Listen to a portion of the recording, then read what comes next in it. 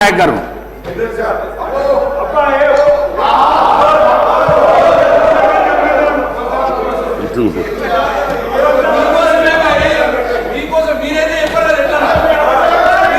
అధ్యక్ష,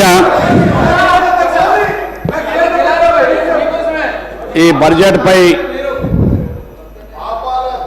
ప్రసంగించేటువంటి అవకాశం కల్పించినందుకు మీకు ధన్యవాదాలు తెలియజేస్తున్నాను అధ్యక్ష. ఒక 10 సంవత్సరాల అరాచక పాలన అయినటువంటి అనంతరం ఇవాళ ఒక అరాచక స్పీచ్ని అధ్యక్ష ఈ యొక్క శాసనసభలో వాస్తవాలకు దూరంగా అబద్ధాల యొక్క ప్రసంగాన్ని విని నిజంగా చెవులలో 2 గంటలు పెట్టుకొని కూర్చున్న అధ్యక్ష. నేను మొదటిసారి హరీష్ రావు గారి లాంటి వ్యక్తులు కూడా ఇంత పెద్ద ఎత్తున అబద్ధాలు చెప్తారని మొదటిసారిగా నేను శాసనసభలో చూస్తా ఉన్నాను అధ్యక్ష. ఇవాళ గౌరవ ఆర్థిక మంత్రి గారు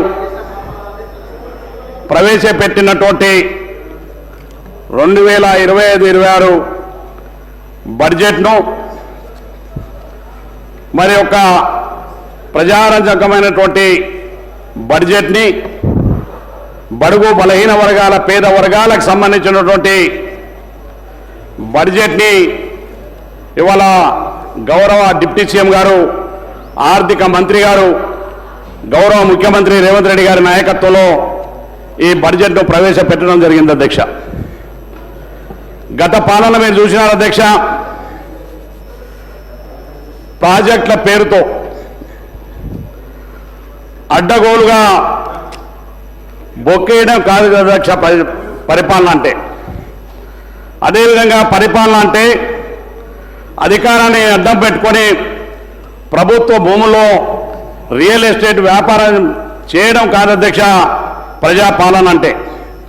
పరిపాలన అంటే పరీక్ష పేపర్ల లీకేజీల ద్వారా పబ్లిక్ సర్వీస్ కమిషన్ పాలకులు తమ యొక్క అడ్డగోలు సంపాదన కేంద్రాలుగా మార్చడం కాదు అధ్యక్ష పరిపాలన అంటే. పరిపాలన అంటే పరివారానికి, సంతానానికి లిక్కర్ స్కాములు, విద్య నేర్పడం కాదు అధ్యక్ష పరిపాలన అంటే అని చెప్పి ఈ సందర్భంగా తెలియజేస్తున్నాను అధ్యక్ష. అదేవిధంగా నీళ్లు, నిధులు, నియామకాల కోసమే తెలంగాణ రాష్ట్రం ఏర్పాటం అవశ్యమైంది.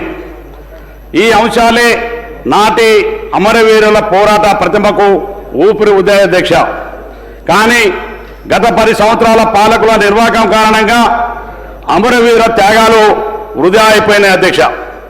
అదేవిధంగా స్వరాష్ట్రం సిద్ధి ద్వారా బంగారు కళల సహకారం అవుతాయి అనుకున్న తెలంగాణ సమాజపు కళలు కళ్ళలయ్యే అధ్యక్ష. ఒక్క మాటలో చెప్పాలంటే తెలంగాణ అమరవీరుల చితిమంటలను గత 10 సంవత్సరాల్లోని పాలకులు తమ ఇంటి వెలుగులుగా వాడుకునేటువంటి దుస్థితిని తెలంగాణ రాష్ట్రం దాపురించింది అధ్యక్ష. ఈ తరహా ప్రజాస్వామ్యం పోకలు ఉండకూడదని తెలంగాణ రాష్ట్రంలోని ప్రతి ఒక్కరి ఇది నా ప్రభుత్వం, ఇది సామాన్యుడి ప్రభుత్వం అన్యంగా గర్వంగా చెప్పుకునే విధంగా ఇవాళ రేవంత్ రెడ్డి గారి సారథ్యంలో నుండి ప్రజా ప్రభుత్వం పరిపాలనకు శ్రీకారం చుట్టిందని చెప్పేసి తమ ద్వారా తెలంగాణ ప్రజలకు తెలియజేసుకుంటున్నాను అధ్యక్ష. ఇవాళ చాలా విషయాలు ఈ బడ్జెట్ అంటే కేవలం అంకెల గారడి కాదు.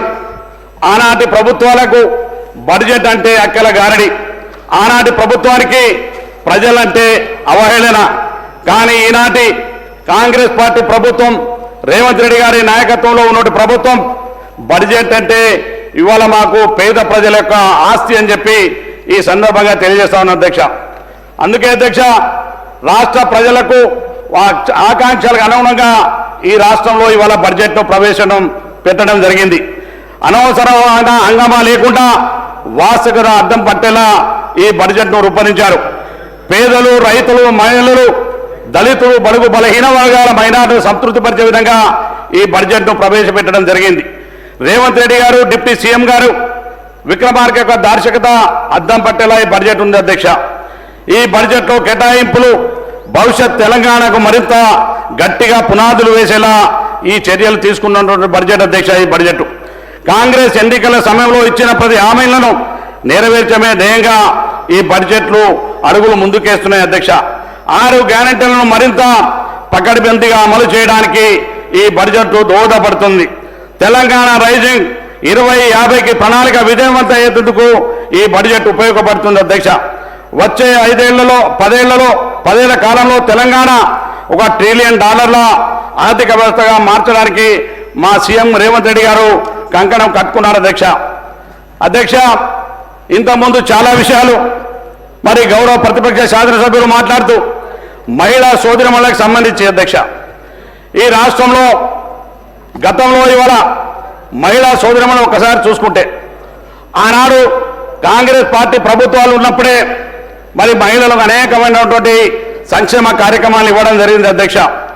ఇవాళ మహిళలకు గత ప్రభుత్వాలు కేవలం వాళ్ళ